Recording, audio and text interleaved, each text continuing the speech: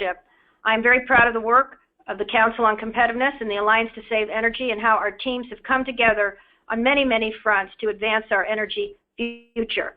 I would like to also acknowledge and thank Chad Evans, the Executive Vice President of the Council on Competitiveness, for his leadership, and Michael Bernstein, the Senior Policy Director of the Council on Competitiveness.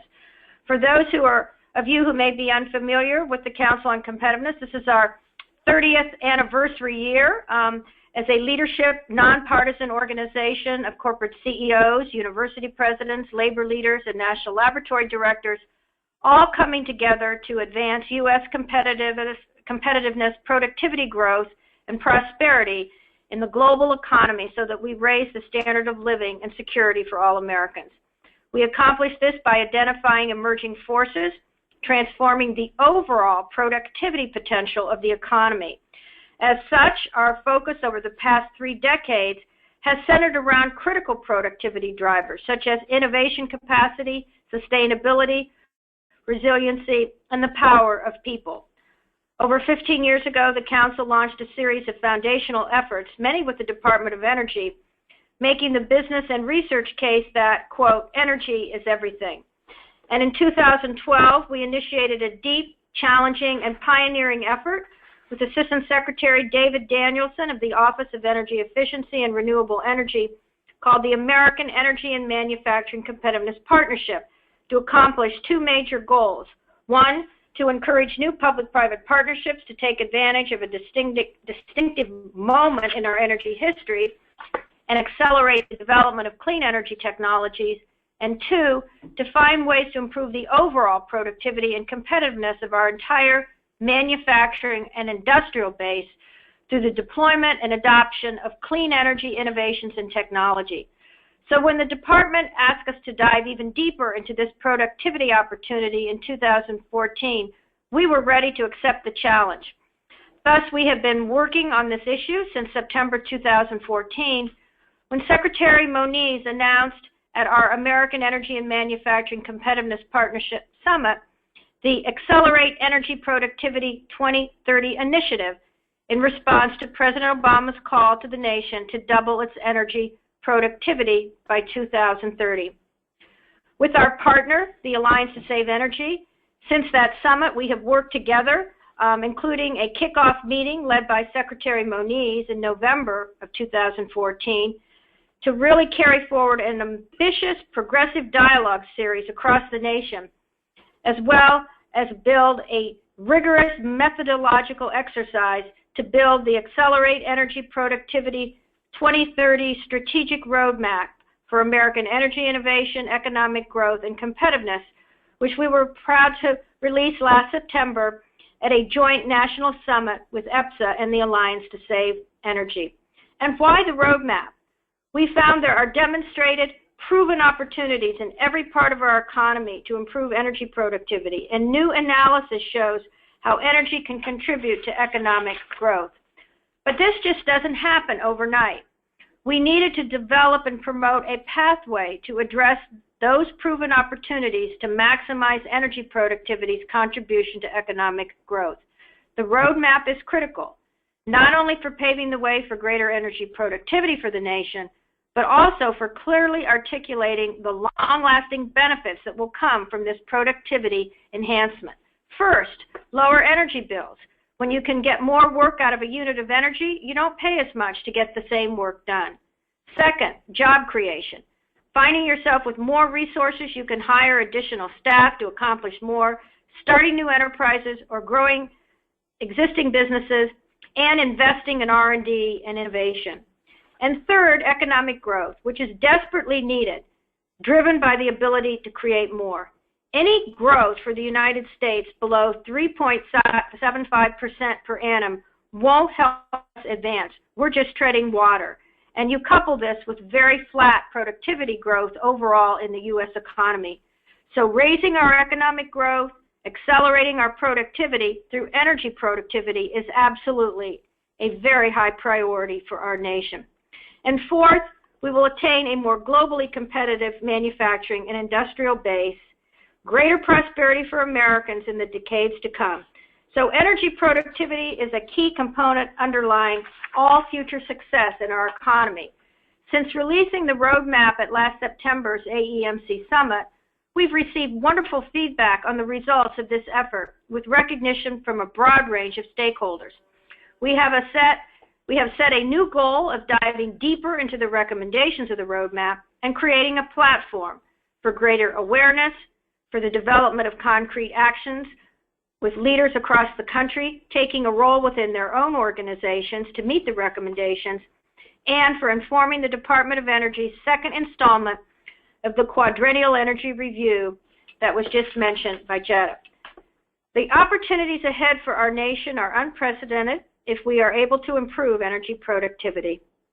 I urge you to stay engaged with us through social media, signing up for our monthly newsletter, or picking up the phone and contacting us directly, and for sharing what you learned today with your own colleagues and networks. I would like to give a heartfelt thanks to all of you for joining us, and now it is my privilege and honor to hand the discussion over to my partner, Kateri Callahan, the Distinguished President of the Alliance to Save Energy. Kateri. Thanks very much, Deborah, and I will echo the thanks and appreciation for the partnership that you offered both with the Department of Energy, and it's been great partnering with the Council on Competitiveness. Just a couple words about the Alliance. Deborah, we're 9 years older than you. We're celebrating our 39th year, and we were actually created as a result of the oil embargo and the first energy crisis. Our mission is confined to energy efficiency, to advancing that globally, and we do that not just for the environmental benefits, but to the purpose of the call today, also for the economic benefits and the energy security that accrues when you become more efficient. We have, that makes us a little bit different. We have 14 sitting members of Congress, both Republicans and Democrats, who serve in an honorary capacity on our board of directors. And unlike a lot of NGOs, we also have active engagement from the business community. We have a corporate associates program that boasts about 125 different corporations, companies, trade associations currently. To the point that, let's go to the next slide. Deborah, I thought, gave a very compelling micro case on the ground in terms of jobs, energy savings to consumers, of why the goal of doubling energy productivity is an important one. But if we wrap that up and look at it from an economy-wide basis, this is a screenshot that you're seeing off of our partnership website, the Accelerate Energy Productivity 2030. We had an economic analysis done to look at what are the impacts to our economy if we're able to double energy productivity. And you can see here that you add up all the savings, and they're very significant, $327 billion. More than 1 million jobs created, and a reduction to less than 10% of the need for imported energy, getting us to that oftentimes policymakers' holy grail of energy independence. What's not on here, but what I think is very compelling as well, is that we would reduce CO2 loadings to 1/3 below where they are in 2005, and that effectively would meet the targets that President Obama set for the country at the COP in Paris. So very, very significant wins if we're able to do this. So today's job is to look at the built environment and at financing energy efficiency in the built environment. This is a critical 2 key areas that were highlighted in our Accelerate Energy Productivity Roadmap, where we were looking at implementation pathways, as has already been noted, to get us to this goal of doubling. Buildings account for about 40% of U.S. energy consumption, and if we were able to double the energy productivity, we could reduce energy used in that sector by about 5.4 quads a year, and we use about 100 quads, so about 5% reduction by doubling the energy productivity. So very, very important area.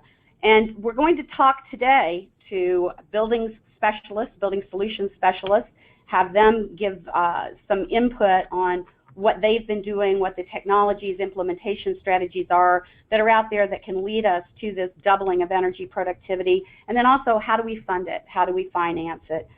So we'll be talking about that as well.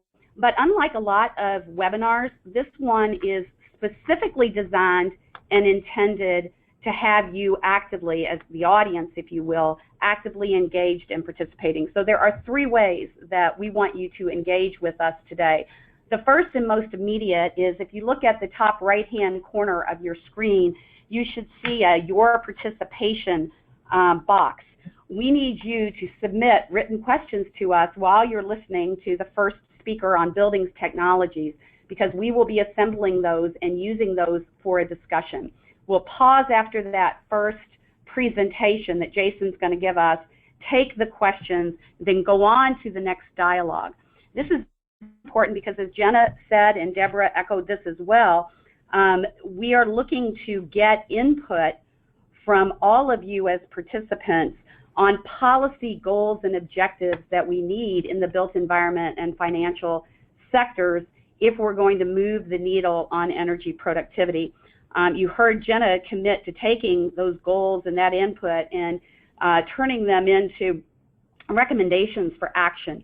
So it's very important that we hear your voice today. Let's go on to the next one. The second and very important thing that we want you to do for us is to, if you've not already, endorse the goal of doubling energy productivity. We have 139 endorsements all across the country, which you can see here on this map, and we want to add your voice.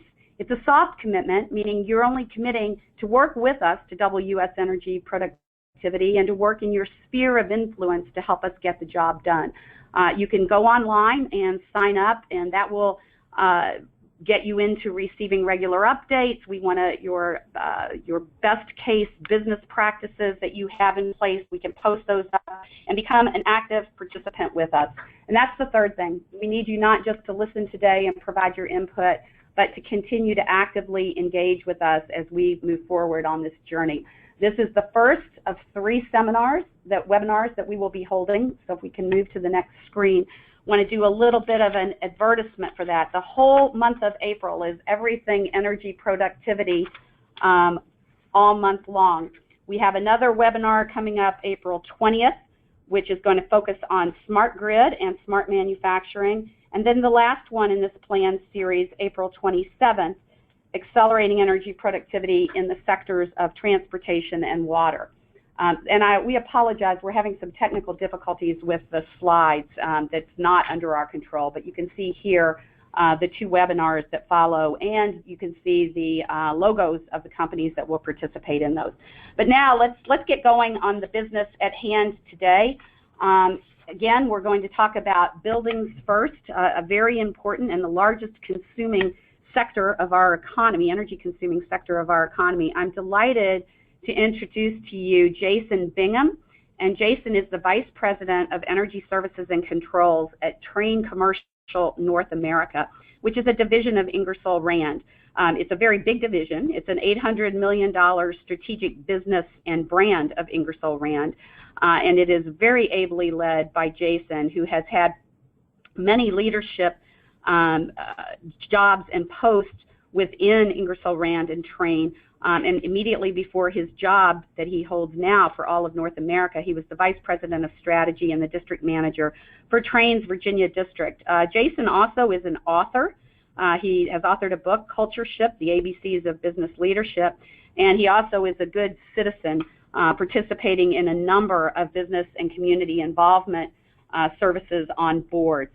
Jason, I'm going to turn it over to you and ask that you talk for about 15 minutes. And then again, folks, while he's talking, as questions come to mind, as things that you want to, comments you want to make about driving energy productivity in the built environment, please send those to us, and we'll start the conversation when Jason concludes his formal remarks.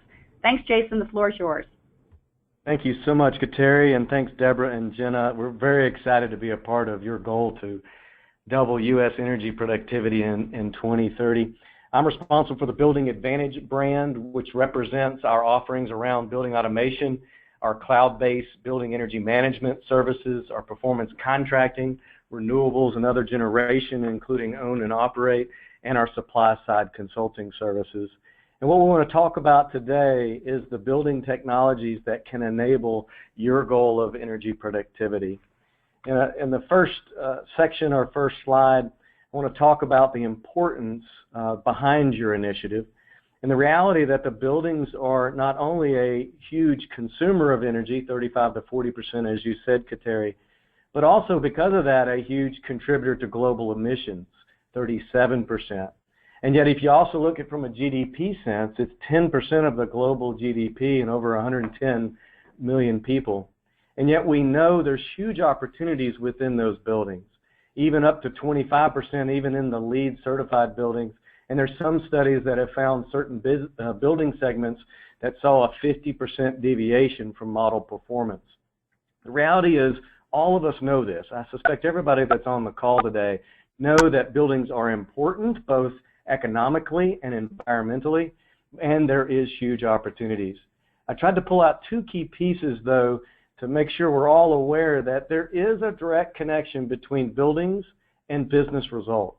And I would suggest that most building owners and most facility managers are very aware of this and are with us in our drive to increase energy productivity. What we all need is an increase in building performance data so that we can get there together. Just to bring this point home, the idea that building owners are driving for this as strongly as we are, this is a study, this is information from a study we did at the end of 2013, and it's all for facilities managers. And the first one may not surprise you. 68% of facilities managers have been asked to reduce their budgets by 3 to 5% of the last 4 to 6 years. That one's not surprising post-2008. The next one, though, 72% of them are now not only expected to be experts in energy management, they're expected to have all the capabilities to manage energy. So facilities managers are truly stressed with less to expect more. And then you go to the third one, and this one is the one that surprised me. 68% of facilities managers now have a specific goal for achieving business results with the building this year. In other words, their boss sees a clear connection between buildings and business results and is holding the facility manager accountable to delivering those results this year. That is certainly a heavy incentive for them to figure out how to be more energy productive. And I would even suggest it helps you achieve the goals you mentioned around lowering utility costs, increasing job creation, economic growth, as well as global competitiveness. Yet the reality is it's not just those new tensions on facilities managers. There are new macro trends that are changing the environment around buildings altogether. The first is the Internet of Building Things, the idea that we can grab building data within any building and bring it to a central location. It's easier than ever to do that, which is bringing new competitors, new providers of building energy management services. Navigant right now is monitoring over 400 companies using the web to help facilities managers manage their building better, manage their demand. And yet it's not just demand. What some people call the utility death spiral is happening. In other words, the business model that has always existed for utilities, which was to use the growth of consumption to fund the infrastructure needs of the generation, no longer works. Not only is the consumption growth declining or not as much as it needs to be, but they have a lot more needs on the infrastructure side, especially with coal plants and the like, and they have the complexities of renewables and microgrids. And so utilities are changing how they look at buildings and looking inside for additional services to even control demand. Obviously, we have economic and government regulations that are impacting buildings, and the definition of energy itself is changing. It's converging. Energy used to be supply, and then distribution, and then demand. But those lines between those three are completely blurred now. Supply controls demand. Demand has its own supply. And in fact, if you talk to utilities today, most of them would not separate those. Their definition of energy is all of those. And that, in fact, is causing mergers and acquisitions for many different companies that serve the building industry. Trane, Siemens, Schneider have all bought supply-side companies so they can serve the total energy of buildings. And utilities have bought building energy management systems so that they can serve the demand side of buildings. Maybe the most interesting aspect on this slide, though, is the idea that small markets are getting really big. And when you think about buildings, what I really mean is small buildings. think connected homes. Connected homes, I know you hear about it constantly, they're getting very big. And the reason why that's so important is because as we learn how to make homes more efficient, it's immediately moving into small buildings in the commercial world. And small buildings are a big part of the commercial world. As far as total commercial buildings, buildings below 25,000 square feet are almost 90% of the total commercial buildings. And you look at it from a total floor space or square footage, buildings below 25,000 square feet are over 35% of the square footage. And maybe even more importantly, when you look at it from a consumption of energy, the two of the top three consumers of most intensive energy users are very small buildings, food service and food sales. And so this is a key point that we all need to recognize, that we need to focus on small buildings if we're going to double our energy productivity, because they are a major consumer of energy in the commercial building space.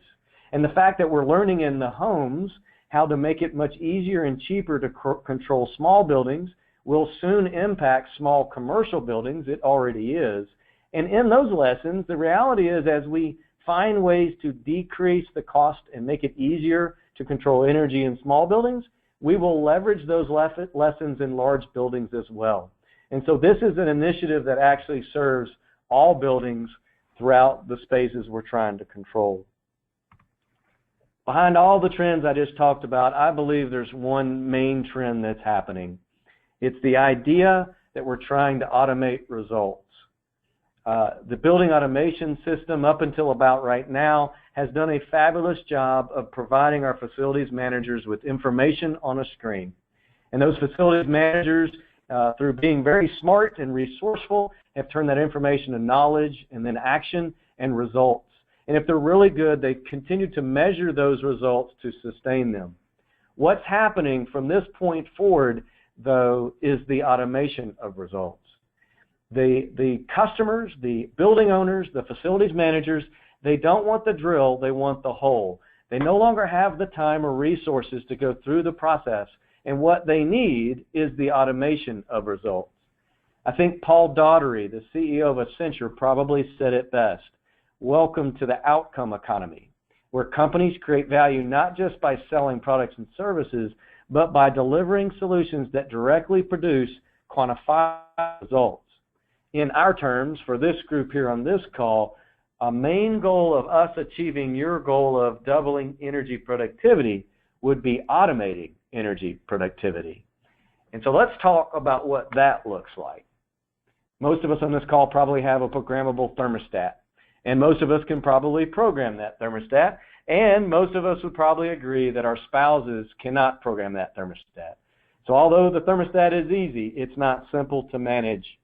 And yet, even those of us that know how to program it probably only program that thing once or twice a year, if at all. So it is not automating results. And yet, here comes Nest. Nest automates results daily. Nest learned yesterday how to automate results better today. Yes, Nest has started in the homes, but they're already starting to move into small commercial space. And they're helping all of us that manage buildings recognize the importance of automating results, and they're giving us creative and innovative ideas on how we can do that together. It has already changed how Trane is starting to manage buildings and automate results, and I suspect that's true for our peers as well. So maybe a core question for us as we drive towards energy productivity is, what does it take to automate energy productivity? And so what I'd like to do is kind of hit some building technologies that are helping us advance our capabilities around energy productivity, and in particular, automating energy productivity. I listed a lot of technologies and capabilities that now exist that truly didn't exist not long ago. But I want to pull out the 6 in the middle here, kind of the keystone technologies that really enable almost all the other ones. It stops with the bottom left, which is the cloud. It is now cheaper and easier to get cloud services either within your own companies or partnered with Amazon. And it's not just getting the resources to store the data, it's the technology that manages that data. It's easier and cheaper than ever before. And when you combine that with the bottom one to the right, it's now easier and cheaper to connect data to that cloud. It used to be pretty difficult to get data from a building. You needed maybe black boxes that translated it, or maybe you needed to figure out how you actually get it to the web, or do the programming, do the wiring. It was not cheap nor easy, and yet now we've got open protocols and a lot better technologies that makes it a whole lot easier. That's a big deal as we try to automate. One of the key technologies is the step up from that, wireless technology. I know at Train that has advanced dramatically over the last 2 years, and it certainly helps us connect data from a building to the cloud. Another technology that's coming out today and is advancing rapidly is equipment leaving the factory already easily connected, either automatically connected or very easily connected. So yet another technology that makes it easy to get us this data into a central location, namely the cloud. Once we have those 4 stakes in the ground, now we start to see the proliferation of the building energy management. It's easy for them to get the data they need to manage that energy. And now, because they're getting better at what they're doing, they're adding 2 other pieces to the puzzle, one being analytics and the other being user experience. These were not traditionally strongholds within the building environment, facility management environment, but they're quickly becoming strongholds. First, the user experience enables facilities managers to get to the information they need, but it's the analytics that turns that information easily into knowledge and even translated into what to do and what you'll get, the return on investment if you do it, thus making it easy to get the results you need. Even able to measure afterwards to assure and validate that the results you thought you would get, you got, and they continued and sustained. So these are kind of the 6 pillars that are now, I wouldn't call them new technologies, by the way. They've been around for a while, but they are much more accessible, and they're much more connected, and therefore they're proliferating in their usage throughout many different buildings, small and large alike. I want to give you a few examples of what this looks like in the real world. Some real-life customers that have used these technologies to deliver energy productivity. There's some real winners here, by the way. I'm not going to mention all of them. The first one is a big box customer. They actually connected their ticket system to the building energy management system. So they could tell when they had a lot of audience. They could pre-cool the space, thus not spiking the demand. But when they didn't have a huge audience, maybe even a very light audience, they could set back the set points, thus saving energy. And in so doing, they think they not only increased customer satisfaction, but they reduced their energy costs by over $5 million.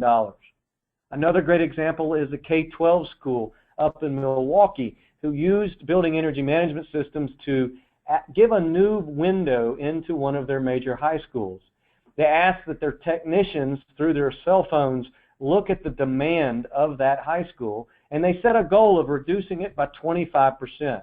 You can imagine these technicians looking at the demand almost daily and trying to find ways to reduce it because they could visually see that, lo and behold, they did. They found all kinds of ways to reduce the demand, and when they finished that 6-month trial, they had actually reduced their energy demand in that high school by 32%.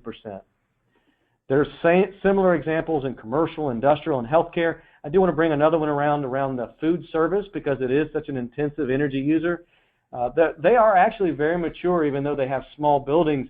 They realize they have a bunch of small buildings, and so they are combining not only connected equipment, but connected energy efficient equipment to building energy management systems. And in so doing, in their pilots, most recent pilots, they've reduced the consumption of those highly intensive spaces by over 17%. So lots of great things going on, lots of people working on it from both a supplier or partner perspective, as well as a building owner and facility management perspective. To end on my last slide here, I think some of the challenges we could all face together, some of the questions we need to answer or try to drive a conclusion. The first is energy transparency. We really need to make it more easy for all of us to see each other's usage within buildings, transparently seeing our consumption and usage per square foot versus maybe some of our peers, and thus not only maybe being pressured a little bit to manage our energy better, but also finding best practices that make it easier for us to succeed. The second one is energy standards. There are some great energy standards in place already today. The problem is they're not consistently adopted by state or region. We need to drive consistent adoption of the best standards. The third one is small building focus. I don't know if this is new thought or not, but certainly the data I showed you early indicates the importance of the market just because of small buildings themselves. Yet I also believe it's important because it's innovative by nature and can help the rest of the building industry. And then the fourth one is for this team to remove the roadblocks to success. As one example, as we work we work with partnerships with utilities to try to find ways to where they don't have to add generation. Instead, that they can just find ways to store energy out in the buildings, and we can use the energy storage during demand cycles rather than adding generation. But the problem is some of the requirements have that energy storage behind the meter, and that costs a whole lot more to have separate either batteries or thermal storage behind the meter, versus if we remove that roadblock and allowed large sites where we have a lot of batteries, a lot of thermal storage, it has the same impact on the utility, but it's a less costly way to go about it. So with that said, we're very excited again to be a part of this, and we're excited to join your commitment and help advance all of our efforts around achieving energy productivity. Well, Jason, that was absolutely terrific. This is Kateri. Let me remind folks to please be sending in any questions or comments that you have. There was a lot of food for thought in that presentation. Just so that everyone's aware, I think we've had a couple of questions. We will be sending out the slide decks following this webinar, along with notes from the actual presentations and the conversation. So we've gotten a number of questions, but if any of you know me, you know that I don't hesitate to take the moderator's prerogative, and I'm going to do that now. I was intrigued by the small buildings you mentioned, maybe not necessarily a new area, but a critical one, and one that hasn't gotten, I think, as much attention in the past. And I wonder if you might talk a little bit more about that, Jason. It's my understanding from talking to utility program managers that while it's big in terms of square footage, it's hard to reach. And so they go after the big buildings, big energy users first. They go after residential customers, of course, but the small buildings are often left out, and because there are so many barriers to getting there. So can you talk about what are those barriers and how are they being overcome today, or can they be overcome in a way they couldn't before, and are there policy instruments that can help? Great comment. And yeah, small buildings are both exciting and scary to me, to be very candid, because I believe there's innovation happening there right now that's going to disrupt the entire industry. So that's the scary part, and the reason why we all need to be close to it, because as we learn there, we can transfer it across all of the commercial space. As far as how we might get there faster, you just said it actually. You said we are doing great things in the large space, and utilities are focused there, and yet utilities are also focused in having some great success in the residential space. And so why couldn't we take what we're doing in residential and at least start there in small commercial? Smart thermostats by themselves could be a great answer in small commercial, and yet there are also some new technologies that are coming around pretty quickly that don't require panels in buildings. One of the biggest issues in small buildings is you can't afford the control system. It's just too cost prohibitive because you don't have a big enough building to afford the cost. And yet, what if we could dramatically reduce the energy or the cost of that building automation system? And one of the great ways to do that might be to remove panels altogether, control it through the cloud. And so maybe if we can do any kind of regulatory or incentives around cloud-based controls or technology that enables inexpensive control systems, I think we find quick adoption there in a wide open space that's not being controlled today. Does that help? It helps tremendously. Thank you. I'm going to move on to a question from Jeremy Sigmund. He said that there is a lot of the efficiency opportunity is on the line side of the equation. You mentioned a role for storage, electric thermal. How are grid operators supporting building efficiency technologies, And what about other ways building technologies are helping to ensure grid reliability? That's a great question, and I am no grid operator expert, although we have most recently partnered with more than a few utilities and utility service providers. It is a very dynamic market right now. And so that becomes a key question, is how right now a grid operator pushes a button and the generator turns on, and they know it'll turn on, and they know they'll get the energy they need. How can they get that type of confidence when they say reduce the demand in a building? That's kind of the crux of the matter right now. When I push the button, do I know I'll get it? And what's happening behind the scenes is what we call advanced grid services. And we're helping to develop that for utilities so that not only when you push the button do you automatically and clearly get the reduction either through using storage, battery, or thermal, or maybe through what we know about buildings at Trane, we can actually turn buildings into a resource, into a supply opportunity by managing things like the set points and chillers, and we know the timing of that. But that advanced grid services not only makes it happen, the button happen, but it gives you the feedback that it actually gave you the result you wanted.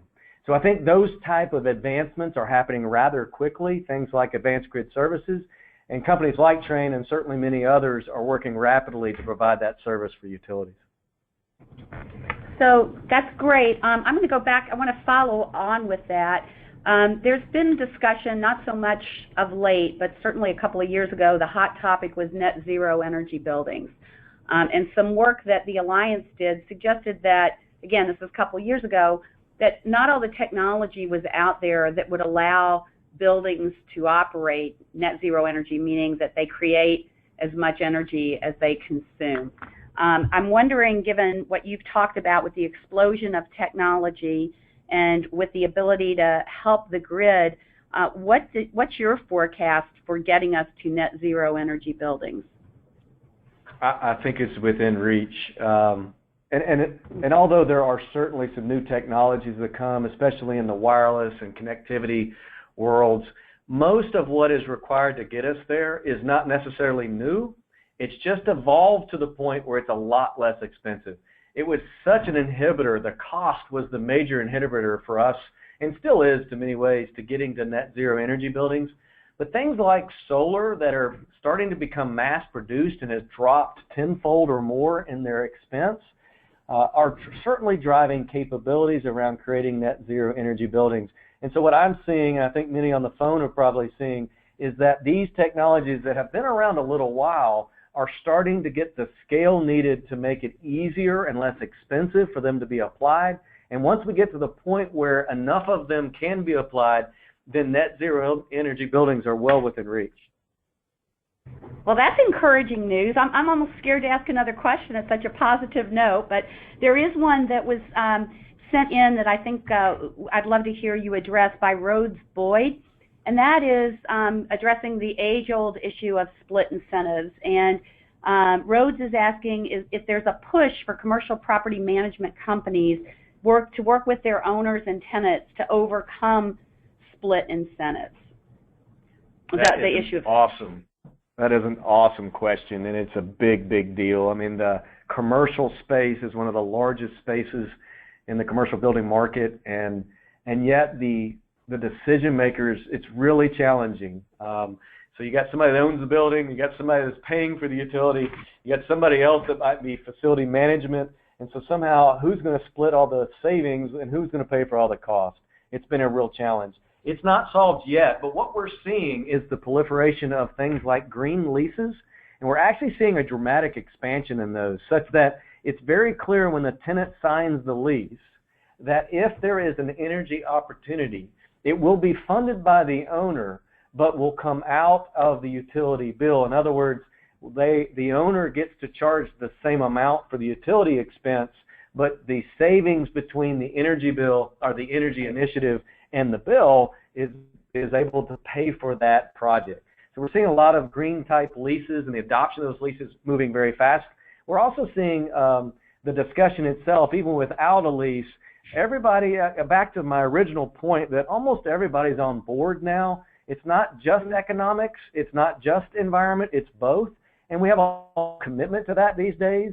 And so the discussion itself is happening now at the lease, and people are wide open to figuring out how they do that together. So we're seeing that much better than it's ever been, although to the point of the questioner, it's definitely still a challenge. But I love that. Green leases sound to me like an ESCO arrangement between the landlord and the tenant. It's a fabulous idea. One last quick one, because we still have a minute before we're going to turn over to the issue of financing.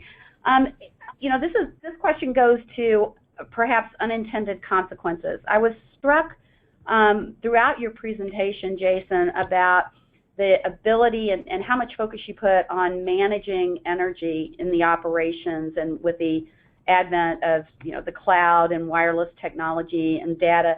I'm wondering if you see a potential for people to use that to continue to keep old technology in buildings working, meaning that they're using the management of the energy systems to allow them to keep HVAC equipment or lighting systems or other things that if that wasn't available in management, they'd switch out the equipment to get the savings. Are you seeing that happening at all? And do you think that it could be mitigated, if it is happening, by the change that the federal government just made in the depreciation schedule to lower it to 12 years from 39 for energy efficient equipment?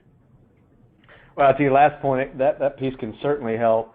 But if you take this idea of a cloud beyond the individual building to all buildings, and that's probably an exaggeration, but if you can sense the ability of, like a company like Trane, we'll be able to see how multiple buildings of the same usage are operating. And so a customer will be able to see that they are not where they could be. And then you'll be able to see it down to a systems level, that my system that is similar to their system is way off. And so I might, in one respect, to your point, protect or not replace old equipment, but maybe it's the exact opposite. By able to see much more than I can see today, I recognize the opportunity that exists to getting to new high-efficiency equipment, and I very clearly, almost substantially see that it will pay back. There's no question about it, because there's now proof right in front of me. So I think the real answer to your question is, if the new equipment is substantially or quantifiably more efficient, then the answer to your question is no. They will be going to new equipment. If it's not, then the answer to your question is probably yes. They're going to wait until they find a more efficient opportunity or a more efficient system. Okay, great. Well, again, Jeremy, thank you very much. And to the audience, we will be sending out notes on this conversation that we've just had, as well as Jeremy's slides. Jason's slides, excuse me. And so now we're going to move over to talk about financing all these wonderful new technologies and upgrades to buildings that can be made. And I'm delighted to introduce to all of you Parker White, who is a director at Hannon Armstrong, or HASI, which is Hannon Armstrong Sustainable Infrastructure. It's a publicly traded company. It's actually the first sustainable REIT, real estate investment trust, that's ever been created. And Parker joined Hannon with a lot of experience in project development, deep knowledge of real estate and project development, leads certifications and green buildings, and has brought that to his job at Hannon Armstrong. So Parker, the floor is yours for 15 to 20 minutes. And while Parker is making his comments, if you all would send us your questions, we'll have a conversation with him, just as we did with Jason. Parker? Great. Well, thank you very much. I think that the slides here for Hannon are coming up. But as they do, let me just say that, after Jason's very informative overview of the technology solutions that are emerging today, I think that will tee us off very well to explore how the tool of finance can be used really either as the oil of these kinds of technologies and solution engines, or as a roadblock. You know, whenever I do these presentations, I discover that my perspective is often unique. Having started my career, as mentioned, you know, in the world of development with a national real estate developer, before moving to Asia, where I actually spent the better part of a decade supporting and leading teams across, you know, truly the full breadth of international commercial real estate, from brokerage and strategic planning to facility management and design consulting. Then being relocated back to Manhattan to develop global services around energy management and energy IoT. You know, throughout it all, I've seen an amazing evolution take place in commercial real estate as energy and the environment has shifted from a marketing toy for cynical real estate brokers to truly a core business for what I've seen to be most of the major real estate firms and occupiers, as well as across most international markets. Perhaps if we could, change the slide. Perhaps it's for fear of complacency that we as a group, you know, many of those, and when I say us as a group, I mean everybody who's on the call here today. You know, I feel like we don't often talk about how much success we've actually had, which is why I like to use this chart. It reminds me that not only are we good at gaming out conceptual solutions, but we've been able to put those ideas to action so successfully that we're well off the fatal road we were on in 2005. You know, most of these gains, you know, that the chart illustrates here, can be attributed to blocking and tackling. You know, Jason will know this well, within the world of energy efficiency. Yet we still definitely deserve to put a feather in our cap. The question remains, however, how much more can we do?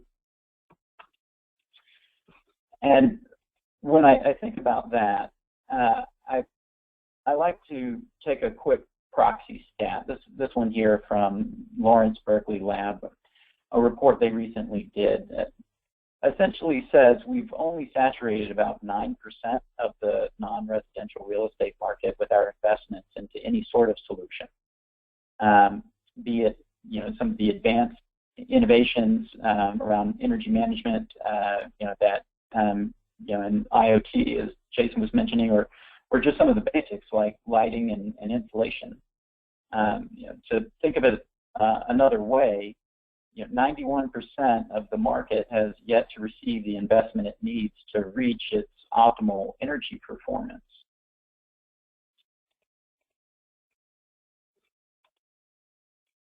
Couple that 91% with the pantheon of technologies, services, and practice solutions that have been available to us for the many years since this chart was first made famous.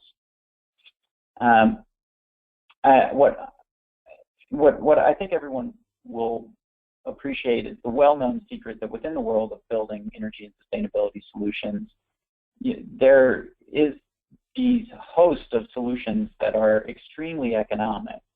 And on the surface, they're no-brainers. Most of these no-brainers are energy efficiency. You know, there's great CO2 returns and great IRRs relative to their costs. You know, there should be serious bottom line contribution to building owners everywhere. Yet adoption of these no-brainers, let alone the more cutting-edge stuff, hasn't come close to the level of saturation on par with their economics. And you know, that has often been a struggle that I've dealt with. You know, being at the oftentimes at the tip of the spear, you know, creating the solutions, generating the projects that are intended to improve the performance of these buildings, designing them out or executing them. You know, I have struggled with watching them die downstream of me, on the infamous rocks of funding. I was at a conference the other day with the global head of one of the largest real estate owners in the world, and he was asked about how they, as a firm, institutionalize energy and sustainability investments into their portfolio. He actually had to deflect a bit. He expressed how important the topic was to him personally. He had a lead house, he had an electric car. He was encouraging his family and his neighbors to do the same. But his company's cash flows and their management metrics are not structured in a way that they would materially benefit from energy and or sustainability investments.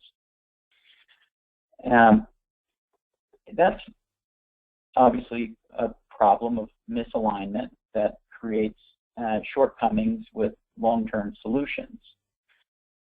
And I think with the misalignment, we need to diagnose where that comes from. One of the major stumbling blocks is the competition for capital. We like to talk about how economic these energy efficiency solutions and the renewable energy solutions that are out there are increasingly becoming. But I think we sometimes forget that all of these decisions by business owners have to be made in a relative context. Within my previous employer, who was responsible for a lot of the brokerage that was taking place, transacting some of these buildings in addition to their actual property management. We looked at it a bit more holistically. So when we were considering these investment opportunities with energy, it was always compared to alternatives, and owners naturally favor their core investments. You lead with the lobby. Part of the reason for that, I think, is very well illuminated with a rule of thumb that I often use. It's very blunt type of approach, but it gets the point across, which is 330-300. Some of you may know this, but what that says is about $3 per square foot is spent on energy. About $30 per square foot is spent on rents, and about $300 per square foot is spent on people. So, the degree of magnitude difference between energy, rents, and people bring home what we need to be focused on when considering capital competition. We might be able to achieve excellent IRRs and short-term paybacks, but at the end of the day, the first cost barrier is one that compares itself against an upgrade to the lobby that could potentially directly benefit rents. Now, within the world of the small buildings, these are challenging buildings to access, as Jason mentioned. We're talking, sub 50,000 square feet, which is about the size of the White House, and that includes, anything from small single building owned landlords to much smaller mom and pop, gas stations or hotels. Oftentimes, these owners can't afford to turn off the lights for even a day to do a retrofit. Larger owners and occupiers, have to be competing with their priority investments, illustrated by that 330-300 rule. But it really hits kind of across all building owners. Additionally, we're dealing with split incentives. Typically tenants are paying the majority of the utility bill. For a owner of a multi-tenanted building or a landlord, there is not incentive for them to be investing into the energy efficiency of their building if that efficiency goes to the tenant in the form of a reduced utility bill. And lack of information. We've seen a lot of success within the world of ESCOs on the federal side. That same degree of success hasn't been achieved in the commercial and industrial sectors, and in part because the importance around proving out the energy savings to a high degree of accuracy leads to some ambiguous contracting where you're doing the share of savings type of model. Very challenging for owners who are already tight on with capital constraints. And that share of savings type of model does lead to a lot of dead deals. And finally, existing debt, and this is particularly an acute issue for those small buildings, small building owners. Mortgage prepayments are high. That leads to a reliance on expensive unsecured credit or subordinated sources of capital. Now, I've seen this play out very recently. Looking over at the solar side. Compare that to what we've seen on the ESCO and energy efficiency side within the commercial real estate space. This company, Next Step Living, recently had to shut down. They were generating somewhere in the neighborhood of $180 million of revenue, but weren't able to pull down a profit. They had good working capital as well, and I believe that this has so much to do with the competition for getting their services out into the space didn't give them any room for margin. And the capital that was available to them to be underwriting their services was extremely expensive. Whereas in the solar space, you have access to capital now that is very, very efficient. The successful securitization of solar power purchase agreements has led to a great reduction in the cost of capital. That has been a major contributor to the overall cost reduction of solar itself, and allows particularly the small business owner or the residential owner to finance something that they didn't have, that they wouldn't have otherwise been able to finance, and now they can afford what they otherwise couldn't have afforded.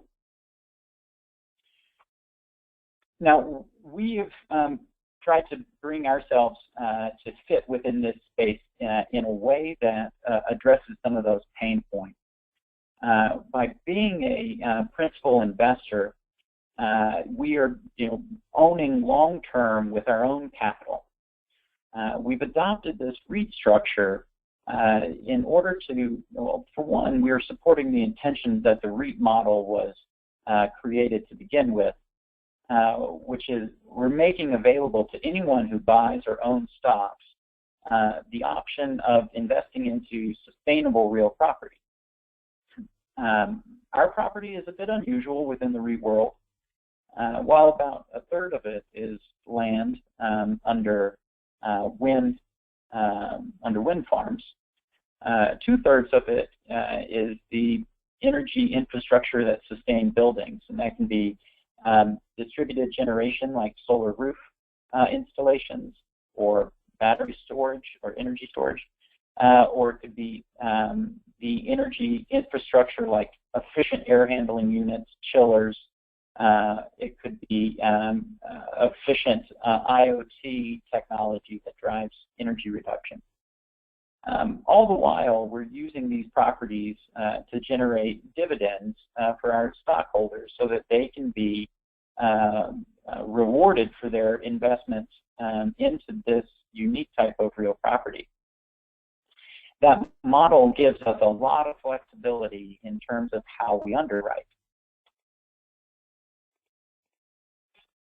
So we're able to bring to market an extremely competitive cost of capital relative to traditional energy efficiency finance.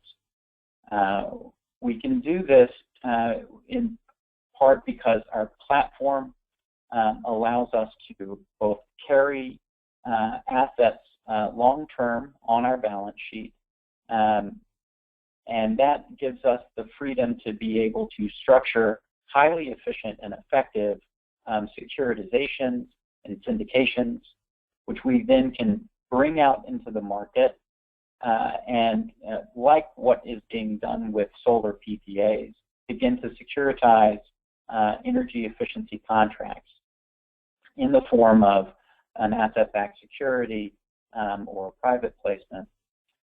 We also use our own equity. We, as I mentioned, are long-term holders. So, for every issuance, we keep a long-term position. And we're able to raise capital by, as a traditional company would, by offering new shares. So that's very unique. A lot of the energy efficiency financing that had been taking place was out of the private equity space, which, by its nature is going to be more expensive. Now, couple this with an origination platform that is very programmatic, that allows us to scale, to a national level, but also allows us to go down to finance very small projects.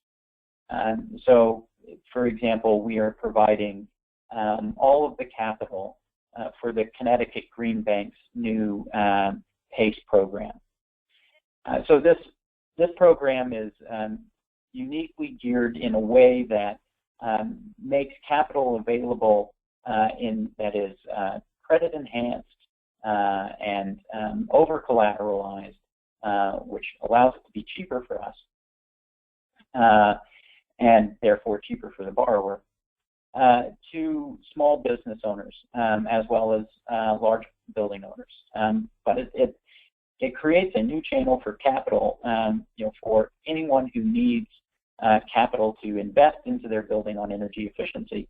That type of relationship that we have with the Connecticut Green Bank allows us line of sight on the properties across that state, so that we know that we can rely on both small projects coming in that might be a lighting retrofit for a small retail store that is owned by a mom and pop kind of sole proprietorship, or a very large, full integrated building retrofit.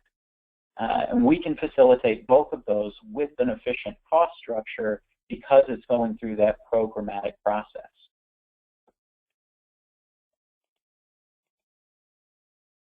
As I mentioned, PACE is a solution that we are adopting in Connecticut, that we are investing in Connecticut, and it is one in which we see there being a lot of opportunities for both the high end of the ownership structure, large building owners, owner-occupiers, investors, as well as at the low end, the very large number of small sites with very disparate and fragmented ownership. Both can be benefiting from PACE, the Property Assessed Clean Energy, a legislation-enabled financing vehicle. This is not a proprietary solution to Hannon, far be it. It is a legislation-enabled financing vehicle that is available in about 32 states at the moment, with effective programs rolled out in California, Connecticut, and a number of other states, which allows building owners to put the financing of energy efficiency onto their property as a tax assessment instead of carrying it on their books as a loan. and allows those landlords to pass that cost as a tax to their tenants who are responsible for paying property tax. So it's a very well-designed, kind of eloquent structure that addresses some of those structural barriers. And finally, green bonds, which I certainly want to mention, as part of this presentation, because we've been very excited to work with the Alliance here, in support of this initiative, which is to take our securitizations and our private placements, essentially those loans that we're issuing or the assessments that we're issuing or the land that we're buying, we securitize those and bring those back out to the market and sell them as bonds. In each of those cases, we attribute a carbon score to each and every one of those underlying assets, and then use that to create an overall carbon score for each of those bonds, which we've been working closely with the Alliance to develop and bring that out to market.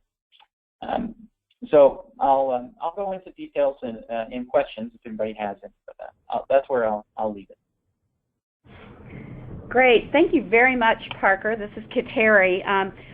One thing I would just say, you didn't get your slide up on carbon count. So for all of you on the phone, if you're interested in this new carbon scoring system that scores the carbon abated or avoided per $1,000, oh, they have it up now, per $1,000 of investment. And you can see here 5 bonds that we rated as the Alliance to look at what their impacts were. Sorry, we're getting a lot of feedback on the line. If anyone has questions or would like to look at using the carbon count scoring system, please make sure to contact the Alliance. We would very much like to talk to you about this. It is a metric that can be standardized, can be used on any energy project or bond, green bond in the United States. Right now, we're limited to just the United States, but it is an award-winning mechanism. And Parker, I want to take the opportunity to say thanks to Hannon Armstrong, who really put the intellectual property, or the intellectual, I should say, chops into this to help us develop this scoring system, and we really appreciate that. Let's turn to some questions now. One of the things that I think is most interesting about Hannon is that you are a REIT, a real estate investment trust, which, as I think you explained, helps to get by. One of the hurdles that have been identified to financing efficiency projects is that they're small. So if you can bundle those up and securitize them, it starts to get to look more interesting to folks. The question I have for you is, why are there not more of HASIs out there? Why are you all continuing to be the only, or at least the only one I'm aware of, sustainable infrastructure REIT? Well, it is a bit of an esoteric space. The underwriting that goes into the assets that we are investing into is not deploying a traditional traditional models. So for Hannon, we are a multidisciplinary group. You have individuals like myself, who come out of a specific industry. In my case, real estate. We have a lot of guys who come out of the energy space, and then we have guys that come out of and women that come out of in traditional investment banking. And traditional real estate investment. So you're bringing together a very special type of brain trust when you're putting together the structures that are necessary to deliver these capital solutions at from a cost-efficient starting point. I've found that oftentimes when we're going to market with our solutions, a lot of times our interest rate points and our cost of capital when we are retailing it is usually cheaper than what you would get, from a lot of the alternatives that are available, making this money available from private equity on the wholesale side. So it is not easy to do. That said, I believe that the more awareness we bring to this new space, the more likely we are to see companies join the ranks. Mind you, we IPO'd as a REIT just in 2013. Right. So Hannon was around for a very long time as a boutique investment bank, during which we supplied something like 50% of the energy efficiency financing across the U.S. The vast majority of that was in the federal space. We IPO'd as a REIT in order to bring that same degree of effectiveness into the commercial and industrial space. So it's new. It's a new movement altogether. Mm-hmm. Good. So we have a question from Louise Korskaden, which I think goes to, and will take you into a question I have, which is about PACE. As you said, it's an innovative tool that is now being used in several places. And I guess the question I had on that was, what can the federal government, if anything, do to help spread the use of PACE around within the states? But the question that Louise Korskaden had was, she says it seems that there should be a positive investment or a rebate for building owners who do not want to utilize energy savings measures because it creates a loan on the books for the building. Many building owners are wanting to sell a building within a set time frame, say 5 to 10 years. They have no incentive to take advantage of these offerings. And again, I think that goes back to the issue that PACE is trying to address. So if you could address her question, if there are any incentives or rebates or things that should be done there, or if it's PACE that gets you over that hurdle, is there something the federal government can do to make it used more widely? Well, the idea that PACE is an assessment and not a loan, and it is on the property and not on the and not accelerated. So the amount of the PACE assessment that is owed is never more than the one outstanding payment. So it's a bit unique in that sense. That lends itself to a workaround for hold strategy obstacles. I've had a lot of building owner clients in the past, who, as I think the question alluded to, struggled with investing into their property if they were going to be flipping that property in a few years. They didn't know how long they were going to be holding on to it. So we do like PACE because, for one, it has a prepayment option. So should the buyer look at the assessment on the books and have a problem with it, the seller could just prepay that and then pass that cost through. The idea is that once you have improved the efficiency of the building and reduced its operating costs, you have, by consequence, increased the net operating income and therefore the overall property value. When you throw the cap rate on there, you more than cover what the assessment itself is valued at. So the seller should be getting a lot more out of it. Most of the building owners that I know who struggled with investing in their building ahead of a potential sale struggled with that because they didn't want to put it on their own books. Right. As opposed to, and then selling the building and still be saddled with the debt of the retrofit. In this case, you're passing this. Again, it's covering that split incentive. So the buyer is going to be getting the benefit of those energy upgrades, through an approved NOI and a higher property value. The mortgage holder is going to be seeing a smaller debt coverage ratio on that building because of the improved operating costs. So it's a kind of a win-win in that sense. So we do like PACE for how it addresses that. And yes, if you couple it with rebates, you can keep the rebates. So you're not restricted from pursuing rebates if you take on a PACE assessment. Great. So one last question before we wrap it up and go to closing comments.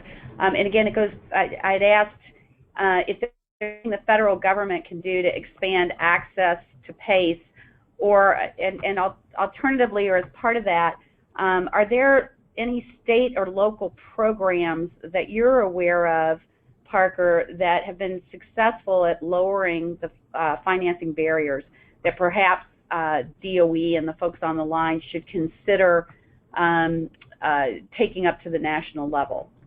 Right. Well, so the first part of your question, we feel that a effort can be made across the PACE community to address some of the questions that exist currently, which are impacting costs, and that is, how do we securitize these, and which would allow us to scale PACE much the same way that the CMBS market was able to scale.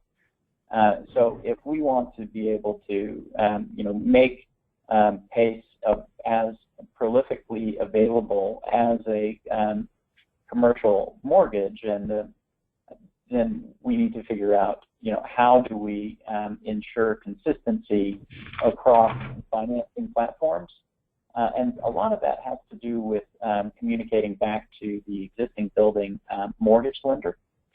Right. So we've made a effort to stay engaged with the mortgage lenders on each property that we're involved with. But they're, when we're talking about getting into the thousands of site scales and so on, millions hopefully, we need to be looking at standardization of engagement with that mortgage lender. The lessons learned over on the residential side, should be applied to the commercial side. And I think that the federal government is in a position to be able to help to promote, the benefits that exist, since it is so new, and it can be perceived by those who are unfamiliar with tax assessments generally, and PACE specifically, to be, perhaps a encumbrance on the property.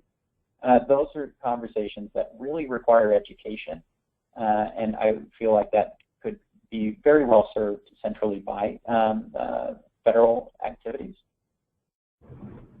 Okay. To answer the second question, we see Connecticut and California as great jurisdictions, for rolling out PACE. Connecticut in particular has done a wonderful job at bringing the private sector in, and using their role, from a state kind of centralized authority to ensure that the cities throughout the state are standardizing their processes, and that the tax collectors across the state understand how to use the system. So we like what we've seen from them. It's been very cost effective.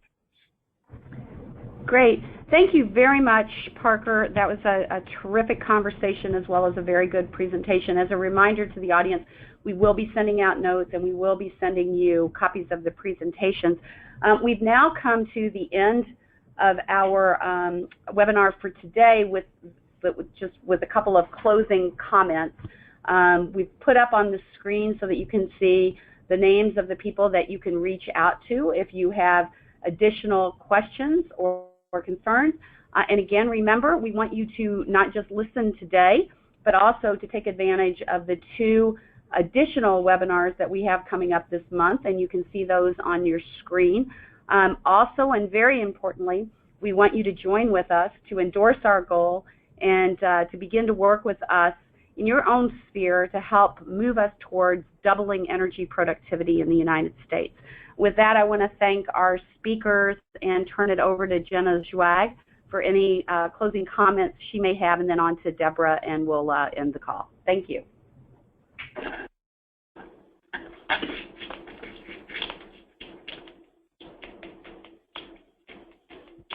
Jenna, are you on the line?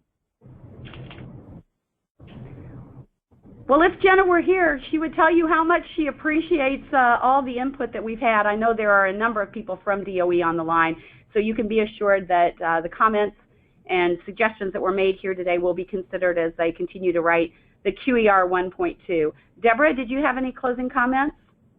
Yeah, thank you, Kateri.